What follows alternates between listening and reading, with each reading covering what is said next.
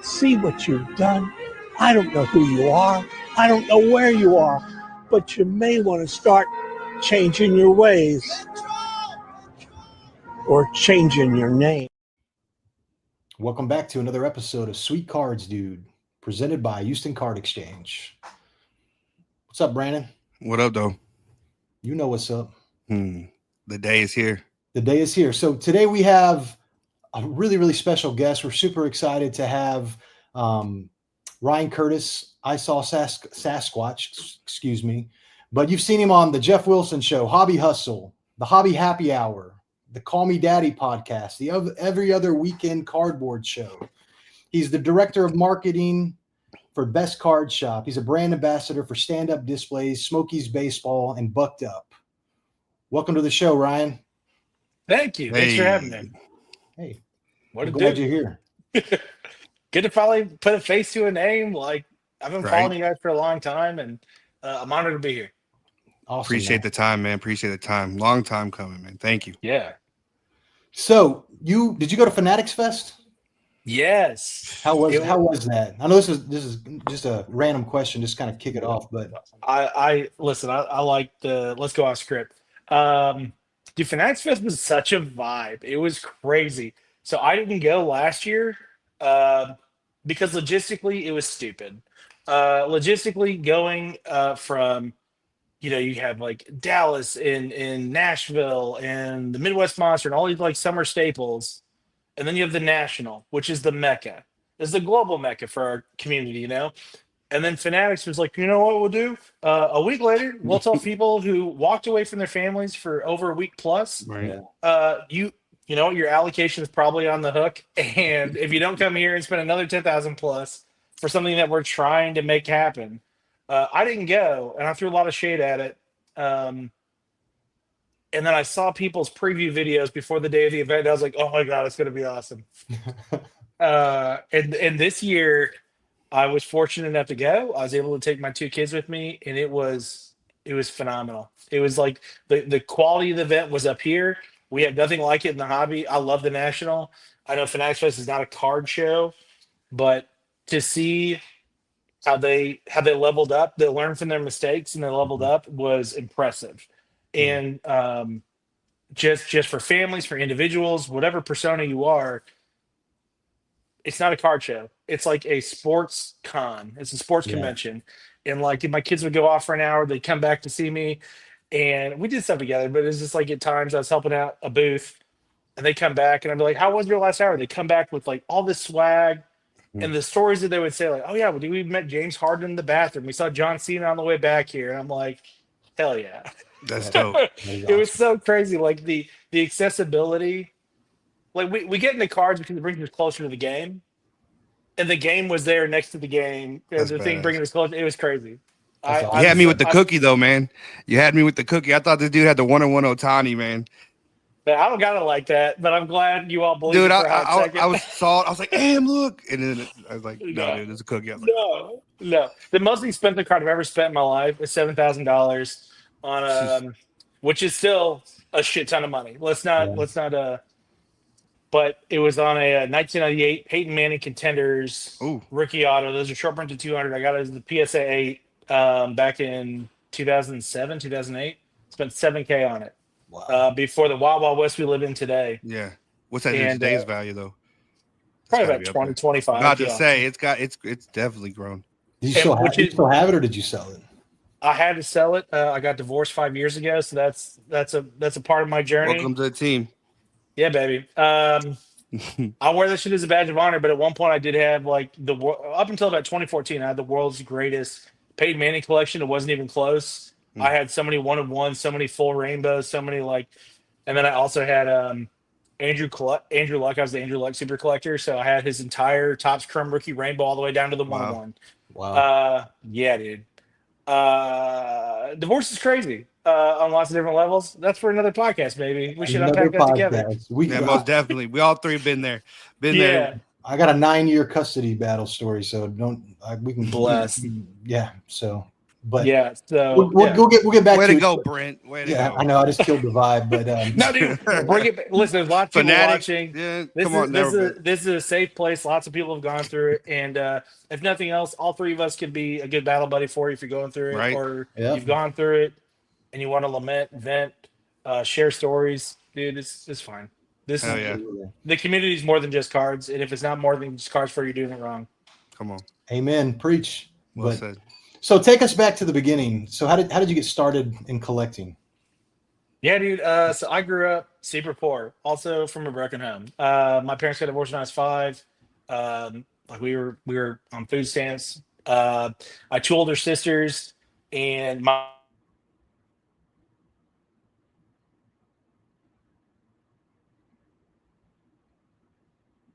uh, Value City Furniture, which I don't even know if it was in Indianapolis. Spent about 30 years there, and I remember my mom like we were on food stamps, and she like worked her ass off to do overtime to like make us feel like we were the Joneses adjacent. Like we weren't without it ever. So she took me to Valley City Furniture. I remember like 1991. I had like a hanger pack of 1991 Upper Deck baseball. And I remember like my kid, my older sisters, like I popped the heads off their Barbies and they flushed my micro machines or burned my Lincoln Logs or shit like this. And I remember my mom, like she's a diehard sports fan. That's what got my sports fandemonium from in general. She'd be the old lady like cussing and yelling at the refs unapologetically right after church, ironically. Talking about my And mom? Or are we talking about Sandy right now? No, but we're talking about the same mom, yeah. Yeah. Like the ride or die ladies. I love them. But yeah, I remember she told my sister, she's like, hey, like you do whatever to like she didn't even reprimand them for the other stuff. And she's like, don't touch his cards. Let him have one thing. respect. And that's how I got into it. So like I sat with her most days that ended in Y and we watched some sport. And cards was how I got closer to the game, and it was a way that I could, we weren't fortunate enough to have like a game system or anything like that. So while your friends had Nintendo or Sega, the first Super Nintendo, I just had my binder, and I was always just trying to like meet with my buddies, and we'd stay out too late, and we'd trade cards, and that's how it all started. That's Oh, awesome, yeah. man. So the second part kind of to this question is when did you realize like the hobby could be more than kind of just in something bigger for you, as far as like, I mean, everything that you're doing right now, as far as the content and all the different hats that you have. I mean, Man, it was probably back in like '08. okay. 2008. I can't even remember. So I went with one of my good friends, Josh Roberts. We went to a suburb of Indianapolis called Greenwood. It's on the south side of Indy. And we went one day, we were like out at a mall, and he was my roommate at the time. And he's like, hey, let's go to this like card shop. And I'd been out of cards for a while. I was a collector of things. So I did like Star Wars, coins, stamps, like you name it. Like I was a collector of things, but I hadn't done cards in a while. I did do memorabilia, so I was like still super into sports. I took a pause on cards, and we went to this shop, and just like everyone's like Genesis store, most people like the first bump's free, and the first bump's normally pretty good. And we went into this ball card shop that's no longer there, and he bought a pack of Sage. I think he pulled like this Rob Gronkowski card, and we're like, who the fuck is this bum? And I bought one pack of '09 SP Authentic, Upper Deck SP Authentic football, and I pulled a Matthew Stafford gold RPA out of 25. And I was like, yeah, I'm back. I'm back, baby. So next thing I know, like I'm Googling, or at the time it might have been Yahoo. I might have been so old to be like, it wasn't Ask Jeeves, but it might have been Yahoo. I went to Yahoo and I'm like typing in, and I see that like YouTube has a card community that like seems like pretty early on in the infancy stage. So I start following Chris Justice, Cards Infinity, who just retired for me last year. If people don't know him, look him up. He is the godfather. Everything that we do in this hobby today, he started it and he gets no love for it. It's the craziest thing ever. The OGs know, if you know, you know. Most of the biggest shops in the country that you know today can all go back and they can attest to Chris Justice. And that's what got me into the hobby.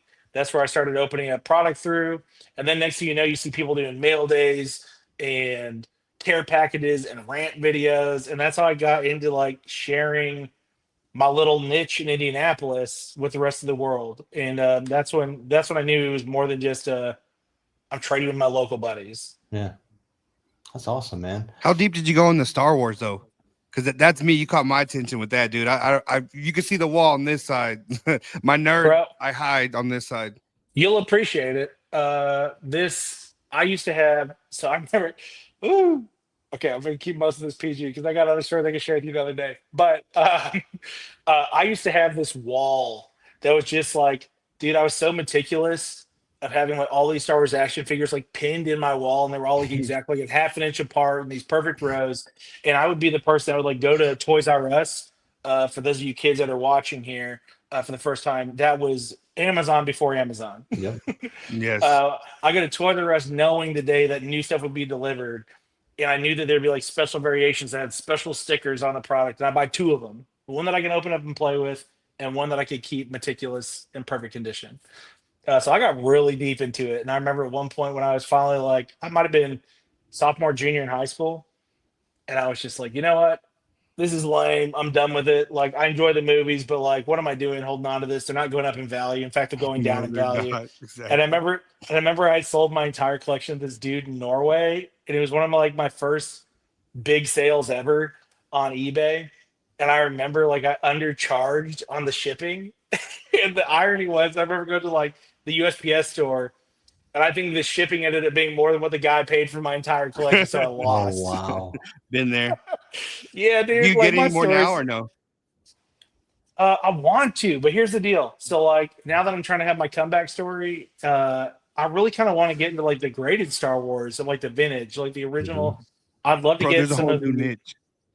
yeah. Dude, Like I think like it's a niche that I can navigate. Yes, but bro, like the like dude, there's so many different ones now that you can go yeah. down of like the secondary people that they make now. When we were getting them, it was just like the main, but now, dude, like he's on there, he gets one. It's like the smaller people, and then dude, the populations of those. But dude, you're talking about grade. That's a whole nother way. So you're I talking know. like I the don't originals, dude. That's just because nice. they display better. I think. I don't want to. Like I want to be able to protect my. Their investments, right? Like the people are just like, oh, it's just my PC. Like, okay, if you're gonna spend, I know how much hard I have to work to earn $1. I know how many dollars it takes to earn that collectible. So why would you be tongue in cheek about it? Like, I want to protect it.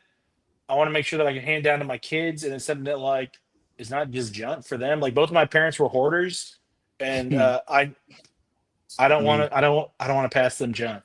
So Yeah. I don't know. Like I love like the OG Yoda is probably number one on my list. You got Wow. Darth. Okay. Yeah, I Yeah. don't know, but it's one of those things where it's like even with cards, it's so easy to just be like in lust with the PSA 10. Yeah. But like I am of a mindset of I want to secure the card, not the grade, and then eventually just upgrade. And that's maybe what I do with the collectibles. Yeah. Yeah. Dude, I'm the same way. I'm the same thing with don't want to pass junk. I have my wall, but there's some of that stuff that I know that, like you said, it's just there sitting there. But dude, like there's one, like a One Piece, the first one, I want it graded. I've looked at it. And that's something the same way. Just it is what it is. That one I'm just so picky with. I can't really find it in.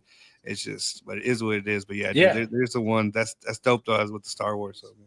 Yeah, I love Star Wars. In fact, one of the weirdest collections. We talk about weird things or good things that you have come in.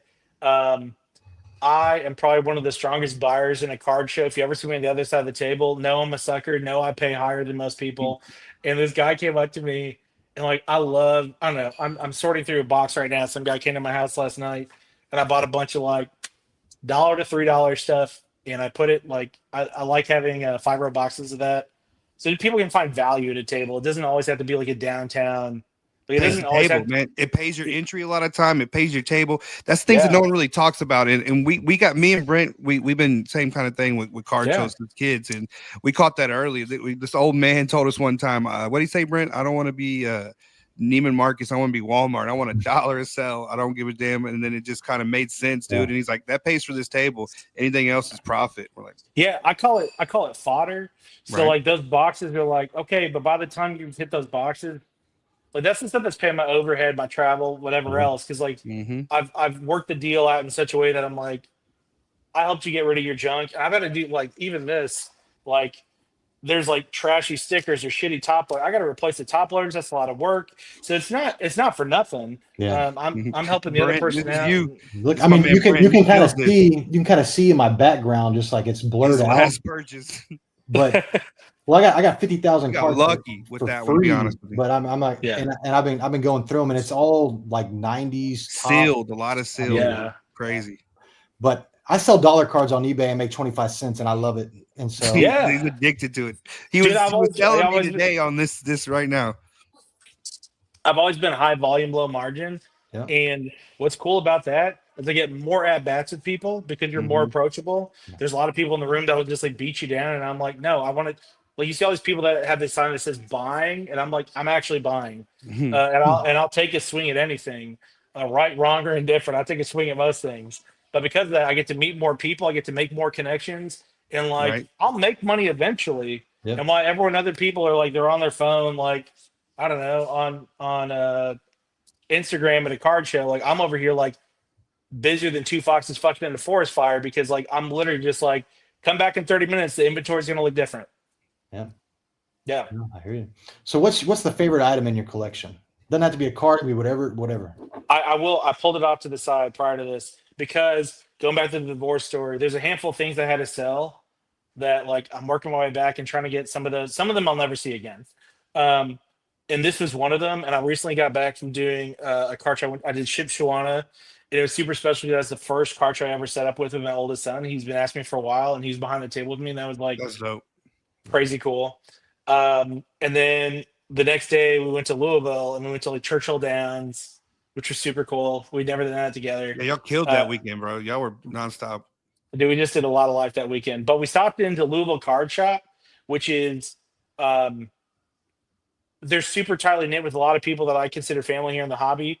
And it's one of those where it's like I go visit family from Indianapolis all the time. It's a 5.5 hour drive from Knoxville. And it's like him and like Jimmy at Kentucky Roadshow. Like by the time I can get up to there, like they're already closed. So I was fortunate enough to like stop in there and I walk into, dude, I get chills like reliving this story because I walk into this shop that like I've done a lot of like video clips and I want to figure out how to like give it appropriate context. Pound for pound, it's a top 5 shop in the entire United States. It's small, but it's so good. And the quality that's in there and the volume that's in there is so vast. I walked in, and this is one of the things I had to give away. So I'm a diehard Cubs fan, and I see this thing right on. I walk in this like showcase. And to a lot of people, this is nothing. And for me, I'm a history buff. And this right here, I mean, kids who are watching, you would call this a bobblehead. They call this a nodder. Before they call them bobbleheads, these are nodders. They're made out of porcelain. This is over 80 years old, Wow. and it's in pristine condition. And we were able to do a deal for it, and I couldn't, like, I don't know. Right now, I have anchor buys because it was so recent. But this right here for the PC, not card related. This is That's super dope. high on the list. I mean, if this thing could tell a story, it'd be wild. That's dope to be that bright. Yeah. No, I'm saying that like you can find these and you can find them like pretty reasonably, but like I walked in and this thing has like not a blemish on it. The paint is still pristine. That's awesome. find I went anything down that's that 80 road years not old, too long yeah. ago, so that's what I'm saying. It seems like me and you, we had the same avenues, but I went down that road first, and I was going after the crazies like that, and to see it that bright. Normally they're either chipped or, and so nice pickup, bro. But yeah. I was like, I had to sit down. I was like really, really taken aback by it because it's easy for us to go onto eBay or like now we have all this proliferation of tremendous outlets and we have limitless outlets to go try to find something or like reach out to our networks to find something. To find that in the wild was crazy. Like it took the wind out of my sails. I didn't know what to say about it. That's awesome. That's dope. Yeah. What's the weirdest item in your collection? This is hard because I have a lot of weird stuff. I don't know. I pride myself in having the world's largest standard display collection. Thank you for helping me add to that. There's a lot of like people roll their eyes, but like dude, I'm a people over cards person, and I've been fortunate over the years to like find people who do their own cards. I think this is kind of so. Shout out to Stephanie, basketball guy. I mean, like I was a part of this like people I've met through the years. Like this guy like made a card out of his Navy uniform. I met a guy in 2008 that bowled a 300 game and made a card out of his stuff and signed That's him. what I'm talking about, bro. Dude, this is me on my wedding day. Let's talk about that for a second. Look Hell at that yes. baby face motherfucker. Eat your heart out, Cooper Flight. That's an autograph right there. Right. I don't know. I got my boys and I. We're collectors of things, Yeah. and they're gonna get some junk, right? And this is one of them. But like this right here is out of I think it's like Bear Snacks is a snack we like kind of like a healthier fruit roll up, and they got a set. They got cards. I don't know. Oh yeah, they do. Yeah. You're keeping them. We're keeping the set. I don't know because it gives us something to talk about. Cam eats them. They're like rolled up like this. I think. Yeah, it comes. Wow, It bro, comes. I kept them too, and then the Labubu, bro. I kept those cards that Yeah. Andrew was buying those damn dolls. These I get so much shade for this. Actually, I think it's cool as hell. Travel is one of my love languages, and being able to get to do this with my kids. I never really did this with my parents growing up. Kind of a good kept secret is like Delta. They come out with like multiple sets like every 5 years, and if you just go up and ask their pilots are equipped to have cards on them, generally for the plane that they fly. And That's like dope. we have so many of these Delta Oh. cards I never that even I knew can, that. bro. So this is from the 2016 set. That's what they Look look at that. like. The 2022 Did you set post was, something about these the other day? I did because I'm looking That's to fill what I the thought, set. and I Yeah. was like, "What is that?" And then they just came out with the 2025 set, and you can't tell me this card doesn't slap. It's got foliage on it, like, Wow. but I can go back Would have to never known. and I can go back to each one of these cards, and I can trace it back to like somewhere we traveled together or a show That's that we dope. went to. Yeah. That's dope. Yeah, I like that. I Yeah. would have never thought of that. That I'm like, okay, Brent, you're the one. You're every other week. I travel a little bit, but dude, you gotta get after it, dude. Even if you're not flying Delta, you see somebody a Delta pilot, they're equipping That's cards. how my plane was. We're United, but I was like, man, if I see one, I'm just gonna. They're not gonna ask you for your boarding pass. Just get after it. Actually, I'm in Spirit Airline, but It is a judgment-free zone here, you know, guys. Right. Tree of Trust. Back in the Tree of Trust. Yeah, I forgot that's where we're at. So We're if you look at your Instagram, like it shows your roles. So you're the director of digital products for Regal Movies, director of marketing for Best Card Shop, and then you're a brand ambassador for Stand Up Displays, Smokies Baseball, that's a minor league team in Knoxville. Yeah, it's a AA affiliate to the Chicago Cubs, which like Awesome. another super special tie there for me. And then Bucked Up, and so that's a lot. You got a lot going on, man. And I'm so tired. Yeah. How do you like having all these roles? How does your collector's perspective like kind of help shape your brand partnerships and audience engagement? Do you think? I think it's helpful because I can. It's one thing to be book smart and street smart, and I got both of them. Especially when it comes to the hobby, like I've been around for so long that I can like provide intimate details that like if Topps is hiring a brand new person off the street from outside the industry, that's good for a lot of reasons. But then I can help consult for them because like I've been there, done that, seen the transitions, know where they're going. Especially like my professional career. Man, I was really kind of disappointed. No shade to Regal, but I was unemployed for 8.5 months last year, and one of the roles that I applied for that I finished second in.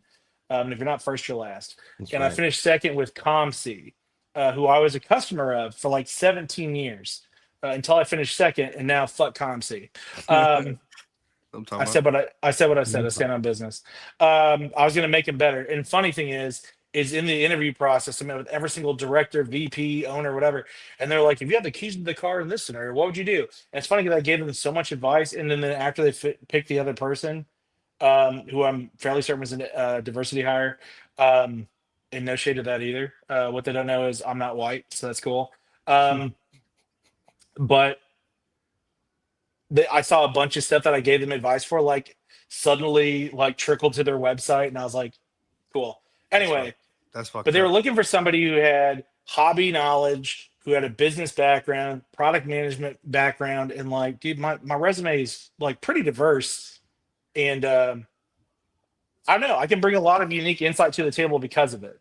I'm not just some one trick pony. And that's good and bad. Like I see a lot of people who are crushing the hobby because they're just like they're experts on 90 basketball, or they're crushing the hobby because they're like expert in Labubu, whatever. Um, I don't know. I can bring a lot of unique insight to the table because of it. I'm not just some one trick pony. And that's good and bad. Like I see a lot of people who are crushing the hobby because they're just like they're experts on 90 basketball, or they're crushing the hobby because they're like expert in Labubu, whatever. I don't know. Like it took me 9 years to finish my undergrad because I changed my major like 11 times. Yeah.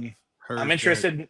I'm interested in a lot. Like when people hear like jack of all trades, master of none, there's more to that phrase than just that. And I'm interested in a lot, and I think that does help me provide. Like I hate people who I retract the word hate. I'm confused by people who are convicted about things they don't know shit about, and I know a lot about a lot. So that helps me come to the table with help me understand maybe an opposing viewpoint, and it helps me like meet people where they're at, and help bridge the gap in understanding and a lot of stuff too. It's awesome, man. It's a great answer. So speaking of COMC real quick, Brent, my man, Brent. Speaking of COMC real quick, they're a beast, aren't they? As far as like the hobby goes, as far as like the overall volume, like is there opportunity out there for? I mean, they've been around for like 20 years now. Is there opportunity for other people to like other companies to come out and kind of siphon off 1, 2, 3, 4% of that business and make a living off of that? I absolutely think there is. Like, look at people right now who consign. They're just like a master consigner is what I call them. So like people who consign now, if you get enough people that like you're their guy, and you take like a 2% cut on top or more. I don't know. I'm a high volume, low margins. That number probably seems stupid to some people. But if you're doing high enough volume, call it 5%. Yeah. Like if you have enough regular people who are degens that rip enough with breakers or whatever, and they're like, you're their guy that they send cards to, you ship it off, you could make a killing on that. There's so many people like MC Sports Cards and DC Sports 87 and Hooties and all these other people that they became so successful with that now they have like a fleet of humans that work for them. And now they have a shop, and that's what helped fund their shop. COMC, I provided them lots of feedback for opportunity of growth. One of them 16 being weeks though. That's wild. Though. 16 weeks, right? That's what I'm saying. Their turnaround time. I'm so old that I remember that you could send anything, and for a quarter, it'd be there in 4 weeks or less. Right. 4 weeks or less. I'm also old enough to remember when PSA had one price point, and it was like clockwork, 10 business days. You get the email at the end of the day of the 10 business day. COMC, they've grown to a point, and I don't want to say anyone is ever too large to fail. They're not. There is opportunity for growth. The problem is I had the same conversation with the gentleman who came over last night to sell me his collection. And he was talking about how he wanted to, we've all had this conversation, right? Where we want to open our own card shop and how we do it better in this city. And I said, but you want to know why no one's like, why, no offense to you, sir, but why no one else has done it is because it's hard and it takes a lot of investment. So what COMC's done digitally is hard and it takes a lot of investment. Can someone else do it? Sure. Like we see it now with like one of my good buddies, Mark's Card Shop, or not, not Mark's Card Shop. My Card Post, there it is. Yeah. Also named Mark. We got a lot of good Marks in this hobby. Shout out to Marks. But he did that by himself. He has an IT background, and he did his time, his money, everything. That's all his. He owes nobody nothing. No one. Damn. The problem with having an investor is that they have their hand out, looking for ROI, and they have nothing but opinions. So, I mean, you'd have to have a pretty damn airtight business case to have somebody come in and give you the kind of money you would take to ramp up even just like a foundational base, right? To have a similar structure as COMC. Like, hey, you know how great it would be for me to just be able to send all the shit on my table right now to somebody who said, we can list it in 2 weeks and we'll house it for you. And when it sells, we'll ship it for you. That's a beautiful model. But 16 weeks, you know how much stuff, like, whatever. I'm just going to grab a card next to me. Price point. Okay. Corbin Carroll. I don't know. This is part of the deal I got last night. He's kind of hot right now because he got out of his sophomore slump. He's going here. He made it to the All-Star team. It's All-Star break. But in 16 weeks, baseball will be out of sight, out of mind. This team might not be in the playoffs. Yep. You know how much stuff happens in 16 weeks to the value of a card? You got to get it up quicker. And I don't know, like if this card in 16 weeks cost me 50 cents and it's a $2 card today and it's a 75-cent card or less card, I don't know, man. It just doesn't make sense. That's what I think. Yeah. I think you just can't. 16 weeks price point's done. It's done. You could have been the early market and then out, but like you said though, you have the majority, right? And you're gonna catch the random cards, not the season. But that's just wild to me. 16 weeks. The value proposition is still fine because you can pay a premium to have it put up in 2 weeks or less. But that like $2 used to be 25 cents. And I understand like the price of poker's gone up, inflation's gone up across the board. They're bringing in a lot of people. Listen, I working for Regal, and we're doing a full-on digital transformation is what we're calling it. To have a good, highly functional, highly secure e-commerce website and app that interfaces with each other, and like that costs more than you could imagine. Like I'm talking like north of $5 million. And then you have to like iterate and maintain. So like for them to be able to have the warehouse, the staff, the people, the high quality staff that goes alongside that, like I can only imagine how much they're spending. Right. But like they got to find a way to like turn that. Got to even out. They got to make money at the end of the day. Right. But damn, bro, it's got to be like you said, too big to fail. I really feel there's just so many robots. Yeah, this is the truth of the matter, man. To be honest, Brent, they're just it's like institutionalized, right? I get the card, I send it to them. I get the card, I send it to them, and they get profit, right? But it's just some robot now. But I'll go on my whole different route on this. No, but I think like the last 4 or 5 orders I sent to them, like by the time I got it to them, and then like whatever. Let's find another card that's nearby. Whatever. Here we go. Boom. Aiden O'Connell. This is not short printed at all. This Aiden O'Connell Inception Auto that came in this deal last night. There's probably 20,000 of this very card. And by the time you get it there might have been 0 the day you sent it. 16 weeks later, there's 200 out there. And there's a lot of people that every day you're the number 1 on the list and you're the cheapest card on the list. So this, I don't know, the value proposition is just not there anymore. But it's like speed to market is so important, and the cost of speed to market doesn't make sense. eBay to me, like to independent, but if you're I think if you have enough, I think that's how you can turn it. But I don't know. I'll be quiet, Brent. I'm sorry, Brent. You're all right. You're fine, Brandon. Not just fucking conspiracy theories, bro. Go on. You don't want to know where I think this is going, bro. I do, but somebody take that offline. Yeah, I do, especially with eBay's now modifying their. Come on. Oh, the auction vintages, and then now they're grading you. Dude, I was an Army Ranger sniper for the last 20 years, and now you're telling me they're going to do extended bidding. I'm like, okay, cool. Implementing taxes 4 or 5 years ago already made the deal look sideways, but now that they're doing extended bidding, I'm just like, I guess I'm just doing card shops and LCSs from here on out. For real.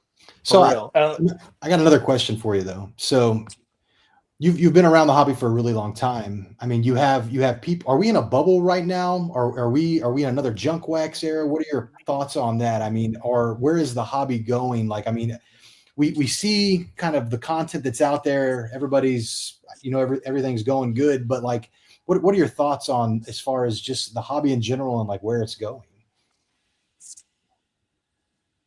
I think there are too many people in this hobby that are invested to see it fail. So it's different than saying like a company's too big to fail. There's too many people globally that are all in on this thing to see it fail. Like, we will do whatever we can to like keep it alive. This thing's been around. Like, I tell people all the time who question me about our industry and what it's about and where it's at currently. And we can talk about like this roller coaster we all experienced during the pandemic and afterwards, and now that it's normalized.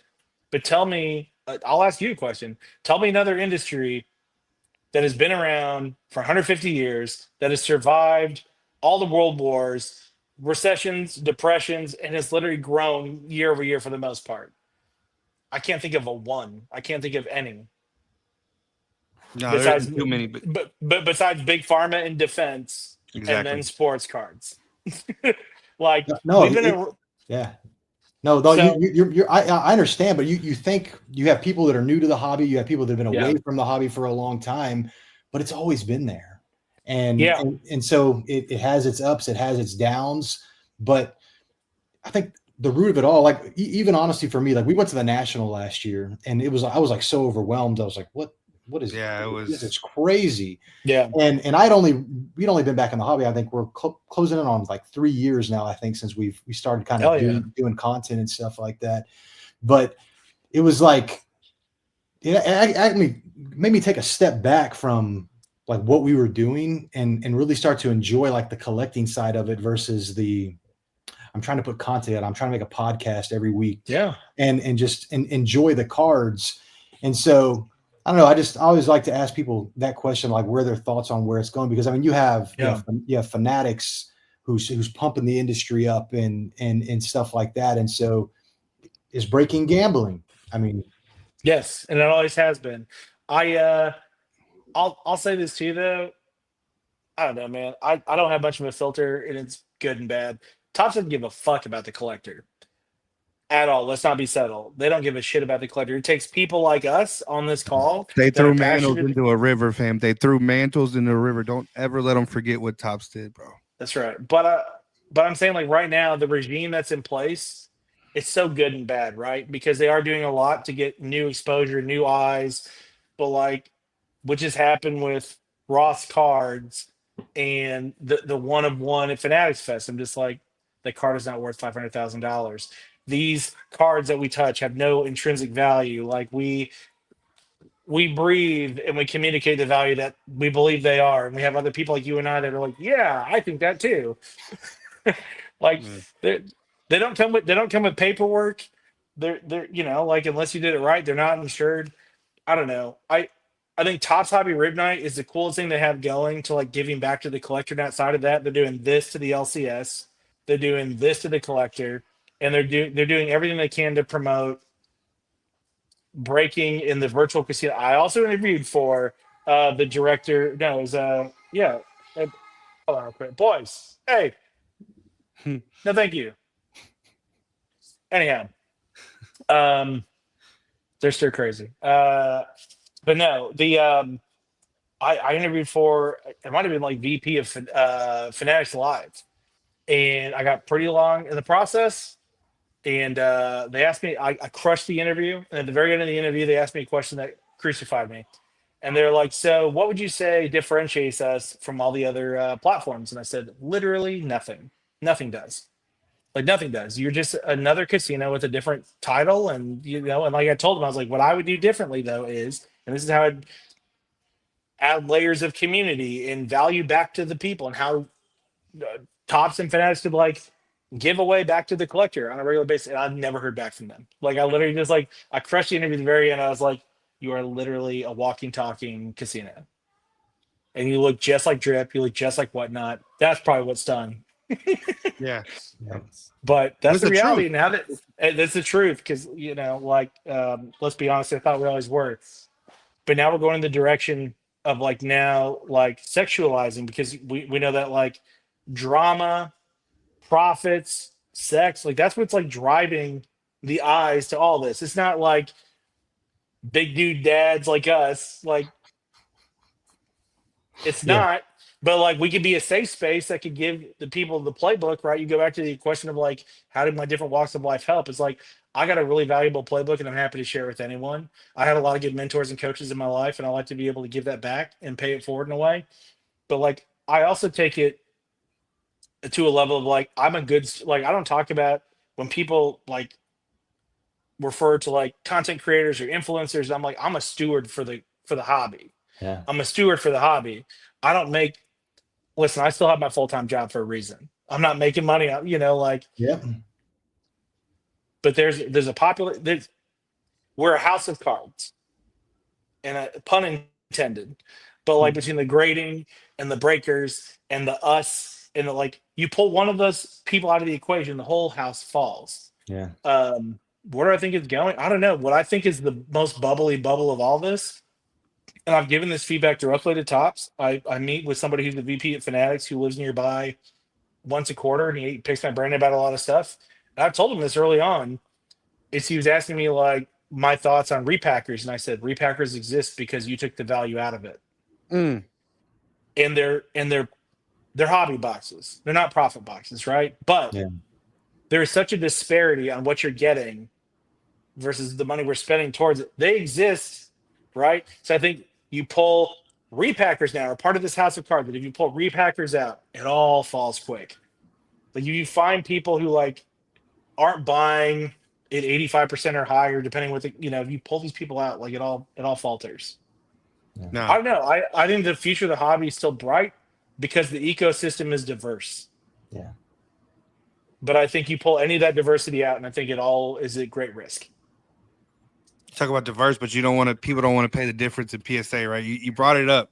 You have a CGC card or anything else, you have it in a tuxedo, you're not getting the same market. But that's a whole nother monopoly with them. You send them 30 cards, you'll get your 10s. If you send 2 cards, you're going to get your 8s and your 9s and a 10 every once in a while.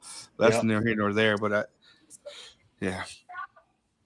So, and I rambled a lot to say I think the hobby's in a good place, but I think it's got lots of opportunity for growth, and I think we all got to stay vested and do our part, because the corporations aren't going to. The corporations worry about their bottom line, and that's always been a thing. But now it's at a higher volume than ever because Fanatics Fest wasn't cheap to run, No. and all their other aspirations aren't cheap to run, and having All them LeBron James or Bronny James, to all those celebrities and having commercials or otherwise, that's not cheap to run, and they got to stay in their lane, and their lane is how do we grow and make money for our investors or otherwise.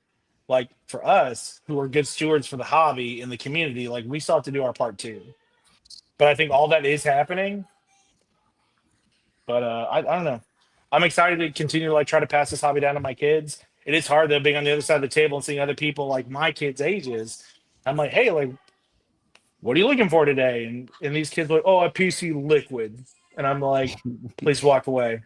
Yeah. Please walk away. You're already jaded. This is a business. This is just a vessel for cash. No different than crypto or something else. It's a quick flip, a quick fix.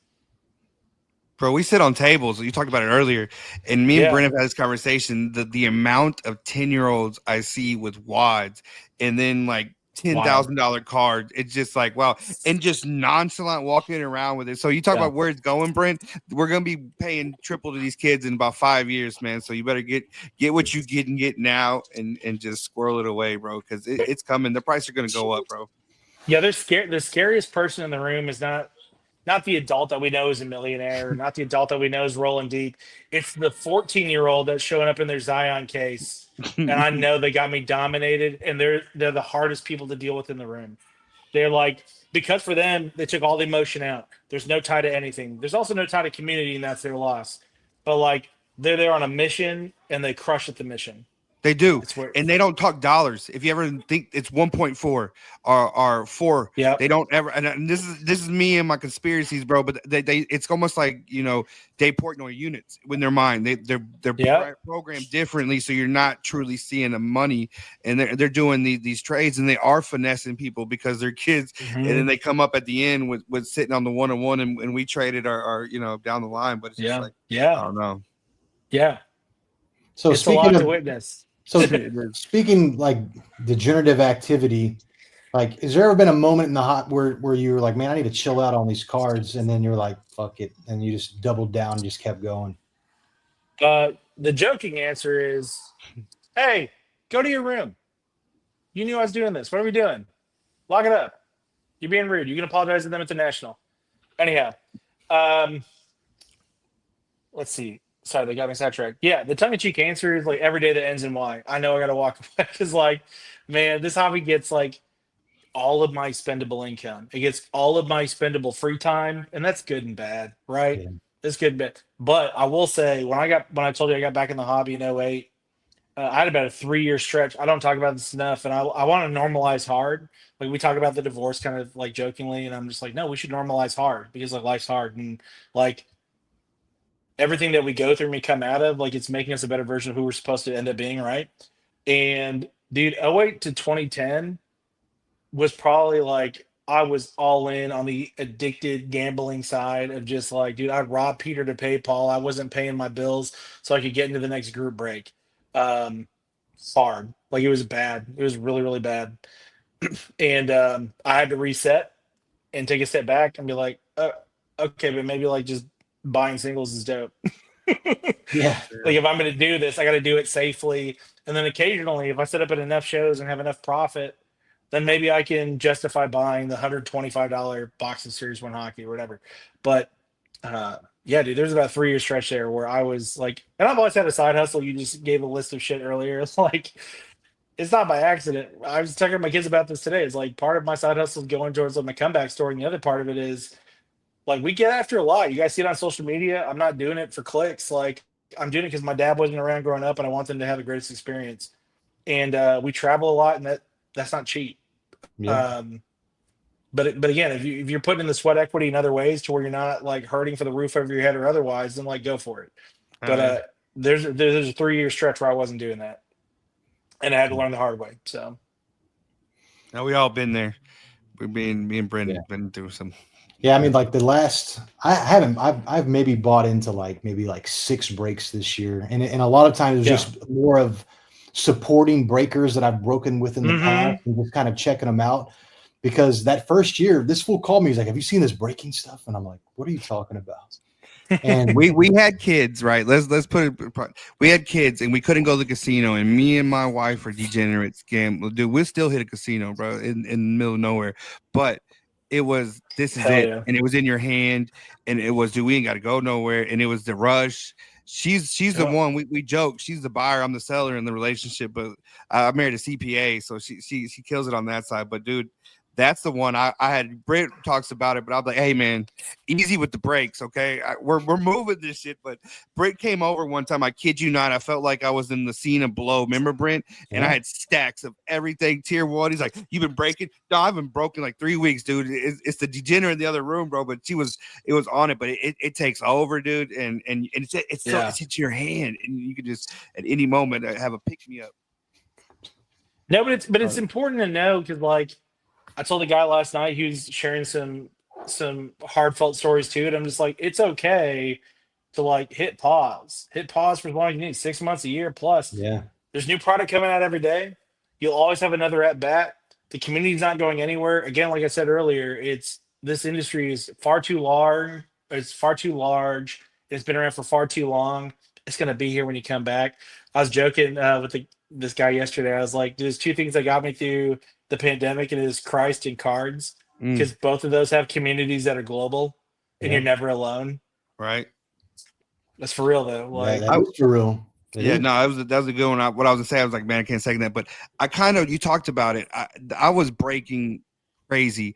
I haven't broke it all this year, Brent. Like that's crazy to say. I'm in July, and we were breaking like 7 different rooms, 7 different breaks a night. It was not.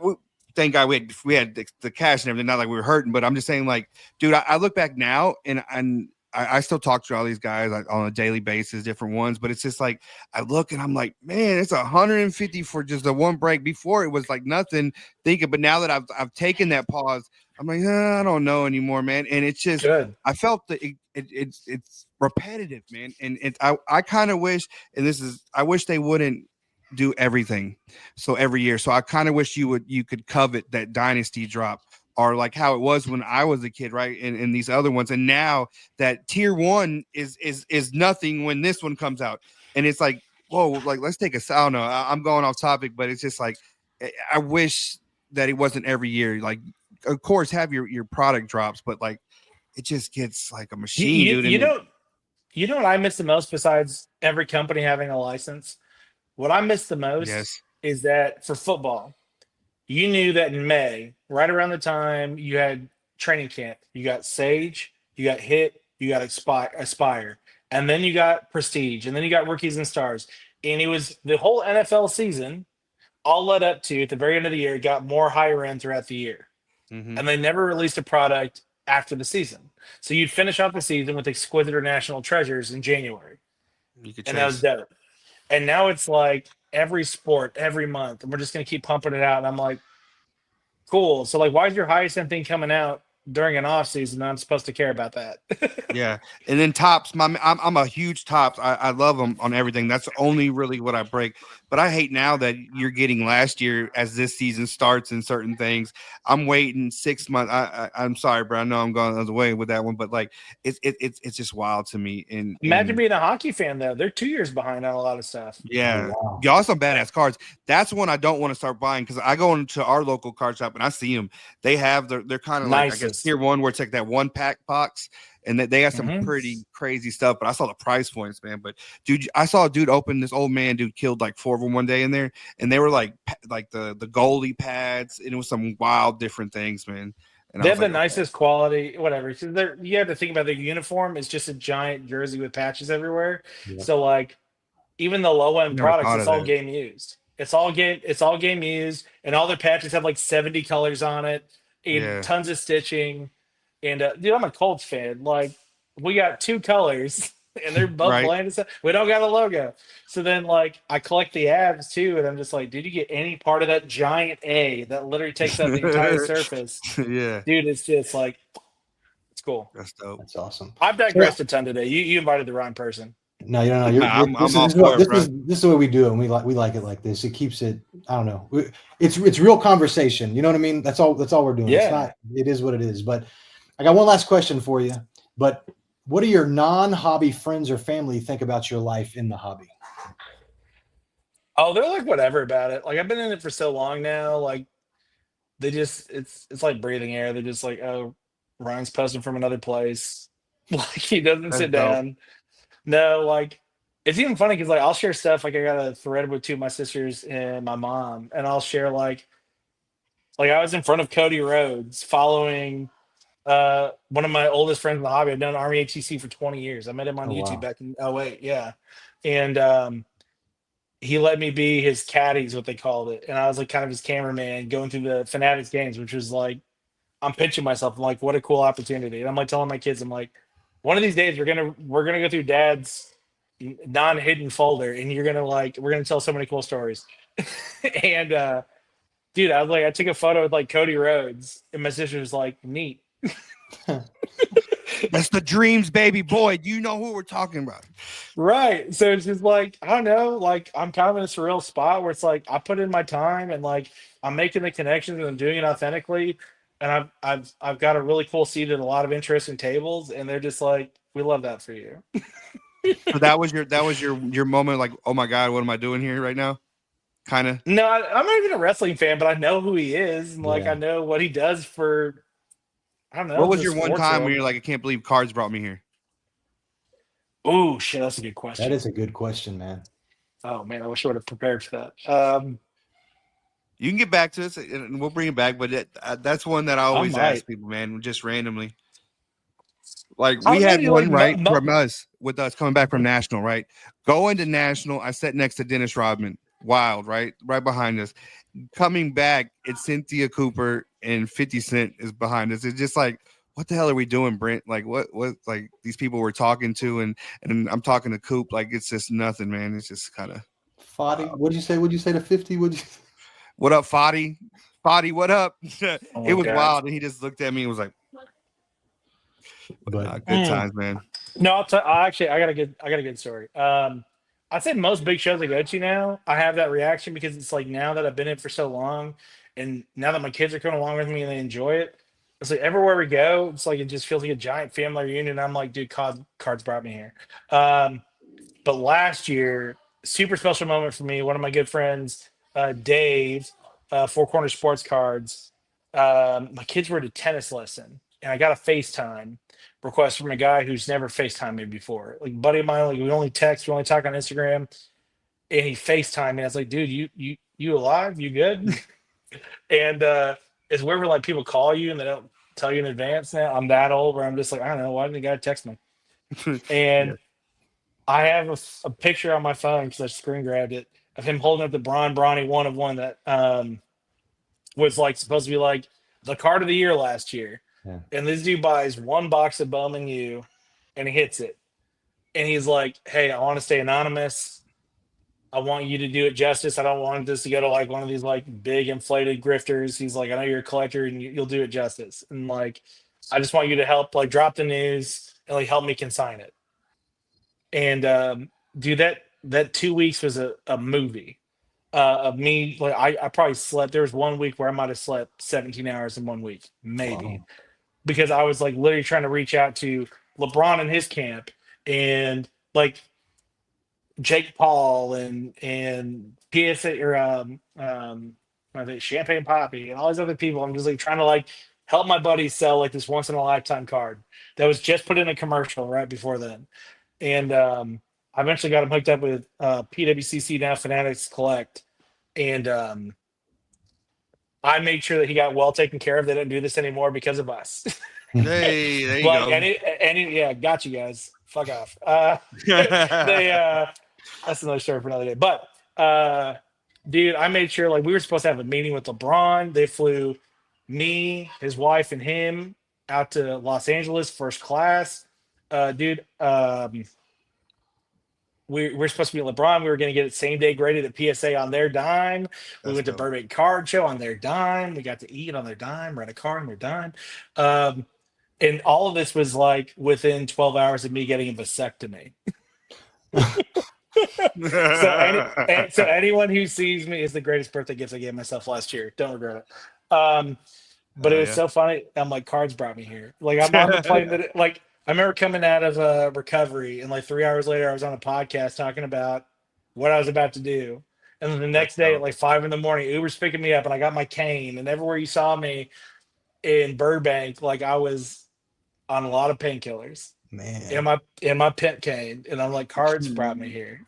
Hell yeah, And like dude. and we were just surrounded by like camera crews and all this shit, and I just see like I love seeing people win. That's why I love being here today, because I know you guys are people like me, and you for the hobby and not just yourself. And just to see other people win at like that level and to be a part of it, to see my buddy Army like at the Fanatics game have a chance at $1 million. I'm like, cards brought me here. That's so crazy. That's dope. That's the best answer we've gotten in a while. It is, man. But thank you for being here. Do you have any anything you want to plug? Like, is there any, feel free. Shameless. Pull it all out. We don't give a shit. I want to plug this channel. This channel. Hey. Shout out to both of you guys. My man, I appreciate that, family. Yeah, dude. I'm gonna be set up at the Nashville Card Show. I don't know when you're posting this. Probably set up at the Nashville Card Show this weekend, the 11th through the 13th. And then I'll be at the National doing this and that with Best Card Shop and my own stuff. And yeah, I don't know. That's the one stuff I'm doing here in the near future. I coach all my kids' sports teams. So like once school goes back into session, I become a very dull boy quick. So I overcompensate in the summer. So yeah, just follow me for mediocre content at I Saw Sasquatch on Instagram. And I appreciate you guys letting me on here today. And one last question. Where does I Saw Sasquatch come from? Because where is that just what you've had forever and you just held on to it, or? No, I've my first name on YouTube was Indie Noodle. I think this is it. Yeah, oh, hold on. Okay, I'm gonna do a quick walk down memory lane real quick, because I think I was a part of another YouTube set when you see how babyface I used to be before life and weathering. So I was part of this Tube Traders card in 2011. Oh wow! So Indie Noodle is my original, and then I switched to Dominus Infinitus. This was probably around like 2015. I like the nod to Conseco though, fam. I'm from Oakland. So I'm a little Oaklandish. Little bash, baby. That's right. And yeah, I got all my groomsmen. You see that? I went to Louisville Slugger Museum and got them all custom made full size bats. That's clean. Because I'm extra. And so I don't know. Right after the divorce, I created my Instagram. And at the time, I had a partner, and we had all dreams and aspirations to travel the country. And weeks that I didn't have my kids, and it didn't end up working out with him. But it was funny because we were like spitballing different names, and everything that he was saying was like very like cliche to our hobby, right? Like home run collectibles or the dugout. And I was like, man, I want to be different because we're different. And I remember sleeping on it that night, and like my logo, as you see it today, like literally came to me vividly in a dream, down to like the foot with like the subtle S to this. As you see, I worked with a guy in Denver, and like I freehanded it, and he's graphic designer, and he put it vision into works. But like I fell asleep one night, and I had this like cinematic adventure of a dream for about 2 hours. And literally I drove down Parkside Drive in Knoxville, Tennessee, and turned right at this one street, and I saw my store and what it looked like. And it was, I don't know, man, it was a bit of a prophetic situation that I was like, cool, that's different. And I think it's memorable, and it's weird. And so am I. It's unique. It sets you apart by far. Yeah. Every time I see a Sasquatch now, I think of you. So just Thanks. Yeah, and it's funny because like I've whatever we can get into conspiracy. I love conspiracy theory. I worked for the DoD for 13 years, and I can actually tell you a lot of them are real. But if we get into cryptids like Sasquatch, I've never met Sasquatch. I had an encounter with an alien when I was my senior year of high school. Another cool story for another day. So people are just like, "Are you like a weird Sasquatch fan?" I'm like, literally not at all. I don't, but it's cool and it's brandable, and we'll go from there. I don't know where I'm going with it. Cool, man. They caught that boy on camera in Colorado recently. You saw him walking. I did.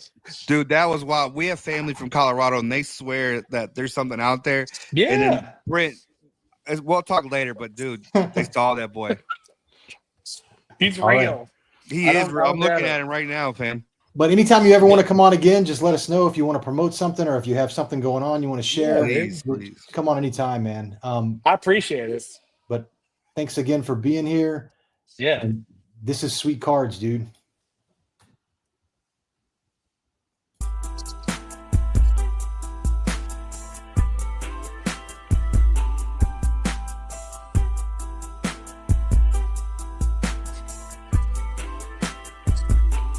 We hit 60 minutes on the dot.